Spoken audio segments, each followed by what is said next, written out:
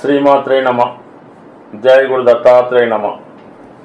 ఈ వీడియోలో మనం డిసెంబర్ నెలలో జన్మించిన వారి యొక్క మనస్తత్వం, వారి యొక్క భవిష్యత్తు మొదలగు విషయాలు తెలుసుకునే ప్రయత్నం చేద్దాం. డిసెంబర్ నెల అంటేనే సాధారణంగా జీవితంలో అనేక సమస్యల్ని పరిష్కరించే ప్రయత్నం చేస్తూ ఉంటారు. ఏదైనా ఒక రచయితగా, ఒక కవిగా, ఒక భావకుడుగా అనేక రకాల ఊహలు, ఆలోచనలు వీళ్ళ మనసులో మెదలడం జరుగుతూ ఉంటుంది.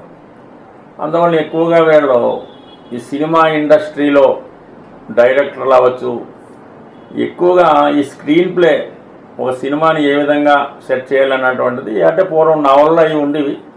ఆ స్క్రీన్ ప్లే, ఆ సన్నివేశాలు, ఆ చిత్రీకరణ అంటే కళ్ళకి కట్టినట్టు ఒక సన్నివేశాన్ని మనకి చెప్పడం జరుగుతూ ఉంటుంది.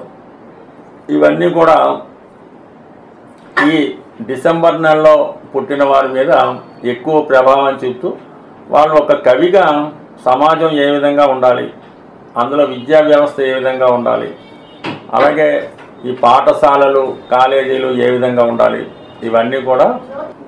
అయితే వీళ్ళ సమాజాన్ని ఈ విధంగా ఉండాలి అని ఊహించుకొని ఆ విధంగా ఉండే ప్రయత్నం చేస్తూ ఉంటారు. అంటే దారి తప్పిన సమాజాన్ని ఒక మార్గంలో పెట్టాలి అన్న ప్రయత్నం జరుగుతూ ఉంటుంది. అంటే పూర్వకాలంలో ఈ గురుకుల పాఠశాలలు, ఆశ్రమ పాఠశాలలు ఉండేవి. ఇప్పుడు దానికి రెసిడెన్షియల్ కాలేజీలు, పాఠశాలగా ఉండడం. అంటే ఇది ఎక్కువ విద్యా సంస్థలు ఆ విధంగా ఉంటే, ఎక్కువ ఆశ్రమాలు, ఈ పుట్టపర్తి సత్యసాయిబాబు గారు ఆశ్రమం అవనివ్వండి, కొన్ని మన ఈషా ఫౌండేషన్ అవ్వండి, అక్కడ ఎలా ఉంటుందంటే ఎవరైతే జీవితం మీద విరక్తి కలిగి, జీవితం అంటే బాగా డబ్బు సంపాదించి దానివల్ల కూడా సుఖం లేక ఈ మనశ్శాంతి కోసం కొన్ని ఆశ్రమాలని, కొంత మనశ్శాంతి కోసం కొన్ని ప్రదేశాలని కోరుకోవడం జరుగుతుంటుంది.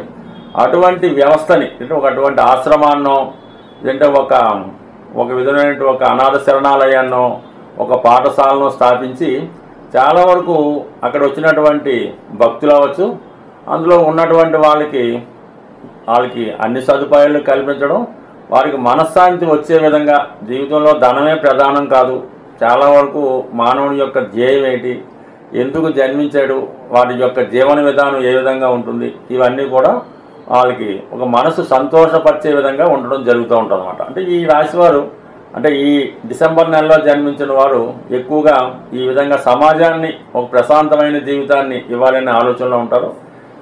వీళ్ళు కూడా ఒక ప్రశాంతమైనటువంటి ఆలోచనలే కోరుకుంటూ ఉంటారు. అయితే వీళ్ళు ఎక్కడైతే జన్మించారు, ఎక్కడైతే వీళ్ళ ఆస్తి ఉంది, ఎక్కడైతే వీళ్ళ పేరెంట్స్ ఉన్నారో అక్కడ వీళ్ళకి పెద్దగా గుర్తింపు అయితే రాదు.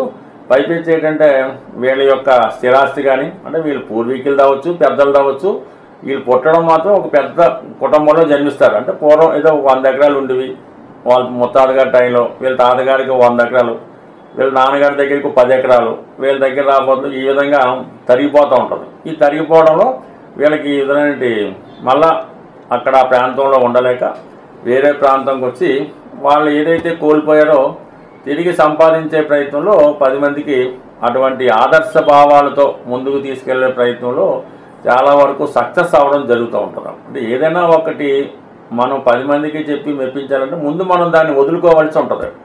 ఈ వదులుకోవడం ఏంటంటే మనం సాత్విక ఆహారం తీసుకోవాలి, ఏదో కేవలం 2 పూటలో ఏదో జ్యూస్ లాంటిదో లేదంటే ఈ కూరగాయలు లాంటిదో తిని బతకాలనుకున్నప్పుడు ముందు మనం దాన్ని ఫాలో అయ్యి మిగతా వాళ్ళకి చెప్పడం వల్ల వాళ్ళందరూ అది ఫాలో అవ్వడం జరుగుతూ ఉంటుంది. అంటే ప్రస్తుతం మనకి చెప్పినటువంటి రాజు గారు అవ్వచ్చు, ఇంకో కాదరవల్లి గారు అవ్వచ్చు, వీళ్ళంతా కూడా ముందుగా వాళ్ళు అనేక పరిశోధనలు చేసి వాళ్ళు దాన్ని నియమంగా పాటించి వాళ్ళు సక్సెస్ అయిన తర్వాత అది 10 మందికి 100 కొన్ని వేల మంది ఫాలోవర్స్ వాళ్ళకి ఉన్నారంటే వాళ్ళు ఆ విషయంలో కృషి చేశారు, వాళ్ళ నియమాలు పాటించారు.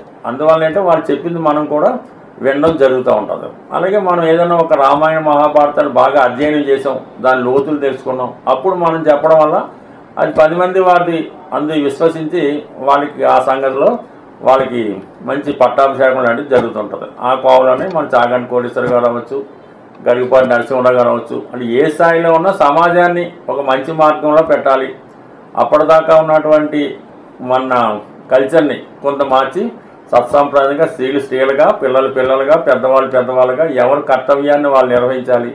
ఈ తండ్రి కొడుకుల బంధం ఏంటి, అన్నదమ్ముల బంధం ఏంటి, భార్యాభర్తల బంధం ఏంటి, వీళ్ళు అంటే గత జన్మలో వాళ్ళు ఋషులు అయి ఉండొచ్చు. ఈ జన్మలో ఈ విధంగా అంటే డిసెంబర్ నెలలోనే పుట్టాలని కాదు, ఏదో విధంగా సంబంధం ఉంటుంది. వాళ్ళు ఈ సంఘాన్ని 10 మందిగా బాగు చేసి, డబ్బే ప్రధానం కాదు, విలువలు, ఈ బంధుత్వాలు, బాంధవ్యాలు, దైవం ఒక సూపర్ శక్తి ఉంటుంది. అది ప్రజలను రక్షిస్తూ ఉంటుంది.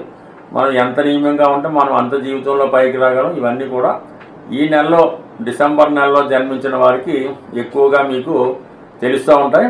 వాళ్ళు ఆ విధంగా పోరాటం జరుగుతూ ఉంటుంది. ఒక సింపుల్ లైఫ్ కోరుకుంటూ అందరినీ సింపుల్గా ఉండమనగానే సాధ్యమైనంత వరకు ఆ విధంగా ఉండాలని చెప్తూ ఉంటారు. ఈ విషయంలో సక్సెస్ కావడం జరుగుతూ ఉంటుంది. అంటే ఏదైనా ప్రస్తుతం ఉన్నటువంటి సమాజాన్ని ఒక కొత్త సమాజంగా మార్చాలి అన్నటువంటి ఉద్దేశంతో వాళ్ళకు ఉన్నటువంటి త్యాగం చేసి ఒక కొత్త సామ్రాజ్యాన్ని నిర్మించే వైపు వెళ్తూ ఉంటారు. ఏదైనా మోక్షం కోసం సాధిస్తూ ఉంటారు. అంటే జాతకంలో కూడా మనకి జ్యోతిష్ శాస్త్ర ప్రకారం ధర్మ అర్థ కామ మోక్షాలాగా ఈ డిసెంబర్ నెలలో జన్మించిన వారు మోక్షం కొరకు ప్రయత్నం చేస్తూ ఉంటారు. దాంట్లో చాలా వరకు సక్సెస్ అవ్వడం కూడా జరుగుతూ ఉంటుంది. మరి ఆ డిసెంబర్ నెలలో పుట్టినటువంటి ఒక ప్రముఖ వ్యక్తి కూడా మీకు అంటే మన వాజ్పేయి గారు అవ్వచ్చు, ఇంకా తర్వాత సమాజం అంతా గుర్తించుకునే ఇంకొకరు కూడా కావచ్చు. బట్ ఏదైనా డిసెంబర్ నెలలో పుట్టిన వాళ్ళు చాలా నిస్వార్థమైన లైఫ్ చేస్తారు. ఏది కూడా ఆశించరు.